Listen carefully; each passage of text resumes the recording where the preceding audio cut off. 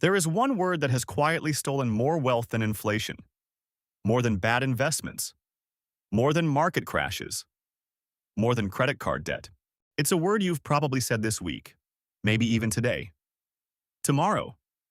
I'll start tomorrow. It sounds harmless, responsible even. You tell yourself you'll invest when you earn more. You'll save when life settles down. You'll think about retirement after the promotion, after the wedding, after the house, after the kids, after things finally calm down. But here's the strange part. Life never calms down. There's always another bill, another emergency, another reason to wait. And while you're waiting, something else is happening. Time is quietly making a decision without you. Imagine two people, same age, same salary, same city, same student loans, same dreams. On paper, they're identical. The only difference is that one of them spends 7 minutes on a Tuesday evening setting up a small automatic investment. The other decides to do it next month. 40 years later, one wakes up because they want to. The other wakes up because they have to. Not because one worked harder, not because one was luckier, but because one understood something the other didn't. The cost of waiting is almost invisible, until it's impossible to ignore. Human beings are terrible at understanding slow change. If someone offered you $1 million today, you'd notice immediately. But if someone quietly took $10 from you every day for the next 30 years, you might never notice until it was gone. Time works the same way. It doesn't arrive dramatically, it doesn't ask for permission, it simply keeps moving, one ordinary day at a time. And that's exactly why waiting feels so harmless. When people say, "I'll start investing next year," they're not imagining the cost, because there isn't one painful moment. There are hundreds of tiny moments. 1 month becomes 2. 2 becomes 6. 6 becomes another birthday. Then another new year. Then another promotion. Then another excuse. By the time most people realize they've been waiting, years have quietly disappeared. And here's the strange thing. Almost nobody regrets starting too early, but millions regret starting too late. Why? Because regret isn't created by bad decisions. It's often created by delayed decisions. Psychologists have studied this for decades. When people look back on their lives, they rarely regret the things they attempted and failed at. They regret the opportunities they never took, the conversations they never had, the businesses they never started, the investments they kept postponing. Waiting feels safe in the present, but expensive in the future. Imagine planting 2 identical trees, one today, one 10 years from now. Neither tree grows quickly. Both seem almost unchanged during the first few months. But decades later, the difference isn't 10 years. It's an entire lifetime of growth. Money follows exactly the same principle. Not because investing is magical, because time is. The greatest advantage wealthy people have isn't always a higher income. It's often a longer relationship with compounding. That's why someone investing modest amounts for 40 years can outperform someone investing much larger amounts for only 10. Not because they contributed more effort, because they gave time more opportunities to do the heavy lifting. This is one of the hardest ideas for the human brain to accept. We naturally overvalue dramatic action. We underestimate consistent action. Running 5 miles once feels productive. Walking every day for 20 years quietly changes your health. Saving $1,000 feels impressive. Automatically investing a small amount every month feels almost insignificant. Yet history repeatedly shows that consistency usually beats intensity. Not because intensity doesn't matter, because consistency survives. The people who build wealth aren't always the most disciplined. They're often the people who remove the need for discipline.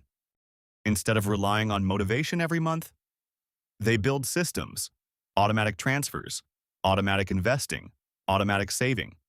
Because motivation disappears, systems remain. That's the lesson most personal finance advice misses. Success isn't about making better decisions every day. It's about making one good decision that continues making itself. And that's where everything changes. The day you automate even a small investment, you're no longer asking yourself whether you should invest this month. The decision has already been made. You're free to focus on living your life while your future quietly takes care of itself. That's why the greatest return isn't always financial. It's psychological. The moment you automate your future, You stop seeing yourself as someone who wants to invest. You become someone who does. Identity changes first. The bank balance follows later. Here's something almost nobody realizes. The first $100 you invest isn't really buying stocks. It's buying a new identity. That sounds strange at first, but think about it. Before that first investment, you see yourself as someone who plans to build wealth. After that investment, you become someone who is building wealth. That's a completely different person. Behavioral psychologists have a phrase for this: identity-based habits. Once you begin acting like an investor, something fascinating happens. You begin noticing opportunities you completely ignored before. A subscription you forgot about. An unnecessary upgrade. An expensive habit that no longer feels worth it. Nothing about your income changed. Your attention did. And attention changes behavior. This is why wealthy people often appear to make better financial decisions. It's not because they're born with secret knowledge. It's because years of investing gradually changed how they think. Every purchase quietly asks a different question. Not, can I afford this? But, what is this costing my future? That's a profound shift. Because every dollar suddenly has two possible jobs. It can make today slightly more enjoyable, or tomorrow significantly more secure. Neither choice is always right. But once you start investing, you begin seeing both options. Most people never do. There's another psychological trap that keeps millions from ever getting started. It's called the all-or-nothing mindset. People convince themselves that if they can't invest $500 a month, there's no point investing $100. If they can't save 20%, why save anything? It's the same thinking that causes someone to skip exercising because they don't have time for a full workout, or avoid reading because they can't finish an entire book. Perfection quietly becomes the enemy of progress. Ironically, the people who eventually build extraordinary wealth almost never begin with extraordinary amounts. They begin with ordinary actions, repeated so consistently that they eventually become extraordinary results. Think about learning to play the piano. Nobody expects to perform at Carnegie Hall after the first lesson. Nobody quits because they can't play Beethoven after a month. Yet with money, people expect dramatic results almost immediately. When those results don't appear, they assume the strategy doesn't work. In reality, the strategy is working exactly as intended. The problem is that compound growth is almost invisible at first. Imagine pushing a massive flywheel. The first push feels pointless. The second feels no different. The 10th still doesn't seem to matter. But eventually, the wheel begins moving on its own, and once it gathers momentum, stopping it becomes harder than starting it. That's exactly how wealth is built. Not through one brilliant investment, not through perfect timing, but through years of tiny decisions that felt almost insignificant. The tragedy is that most people quit just before momentum begins. Not because they lack intelligence, because they mistake slow progress for no progress. And that's one of the most expensive misunderstandings in personal finance. Because while nothing appears to be happening, everything is happening. Roots grow long before trees become visible. Foundations are poured long before skyscrapers rise. Momentum is built long before success becomes obvious. The same is true for investing. For years, it feels like you're doing all the work. Then one day, almost without noticing, your money begins doing some of it for you. Not because the market suddenly became generous, because time quietly took over. That's the moment people often describe as magical. But it isn't magic. It's patience finally becoming visible, and patience is becoming increasingly rare. We live in a world that celebrates instant results, instant delivery, instant entertainment, instant success stories. Compounding asks you to embrace the exact opposite, to trust something you can't yet see, to believe in progress before there's evidence, to continue even when nobody else notices. And perhaps that's why so few people experience it. Not because it's difficult, because it's quiet. It doesn't create exciting headlines. It doesn't go viral. It simply rewards the people willing to wait. Eventually, you stop measuring success by your bank balance. You start measuring it by something much more valuable: peace. Imagine waking up on a Monday morning. Your boss sends an email asking everyone to join an emergency meeting. A few years ago, your heart would have started racing. Am I getting fired? How will I pay rent? What happens if my paycheck stops? But today, you still care. You still show up. You still do your job. The difference is, fear no longer makes every decision for you. That is what investing was always buying. Not just returns, not just retirement. Options. People often think wealth is the ability to buy expensive things.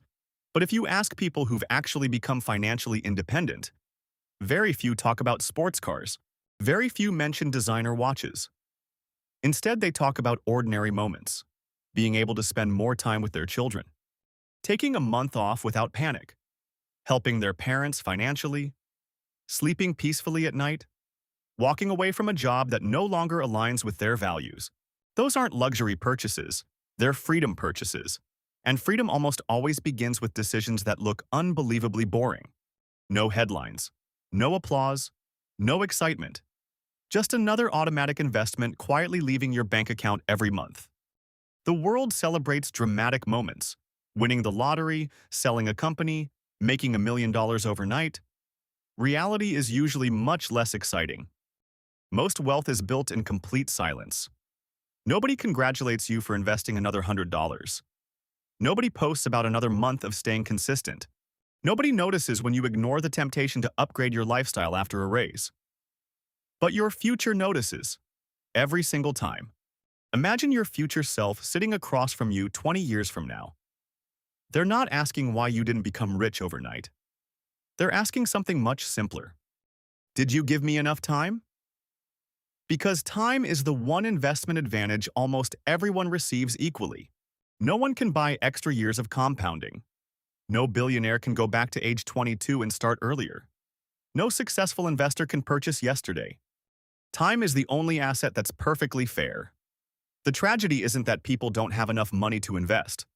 The tragedy is that they underestimate how valuable today's decision becomes after 20 years. One small decision, repeated quietly, becomes an entirely different life. That's why the first investment is never really about money. It's about casting a vote, not for your portfolio, for your identity. Every automatic investment says, I'm someone who thinks about tomorrow. Every skipped month says, I'll let tomorrow worry about itself. Neither decision feels important until decades pass. Then they become impossible to ignore. There's a famous idea in behavioral science. Every action you take is a vote for the type of person you wish to become. That's exactly what investing is, not a financial transaction, a vote. One vote doesn't decide an election.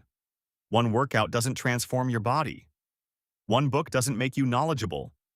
One investment doesn't make you wealthy. But thousands of small votes, cast over years, quietly change everything. That's how extraordinary lives are built. Not through extraordinary moments, through ordinary moments, repeated consistently. So, before you close this video, I want you to ask yourself one question. If your future self could send you one message today, would it be, "Thank you for starting," or "I wish you hadn't waited so long"? Because one day, that future version of you will exist. The only question is whether they'll be grateful for the decisions you're making today, or still wishing they had started yesterday. If you enjoyed this documentary and want more videos about the psychology of money, wealth, and the hidden habits that quietly separate financial freedom from financial stress, make sure to subscribe to Wealth Theory. Every week, we explore timeless ideas that can change not just how much money you make, but how you think about it. And before you go, I'd love to hear from you. If you could go back and give your younger self one piece of financial advice, what would it be? Your answer might become the advice someone else needs today. Until next time, remember this: wealth isn't built the day you become rich. It's built on the ordinary days when nobody is watching. And you choose your future anyway.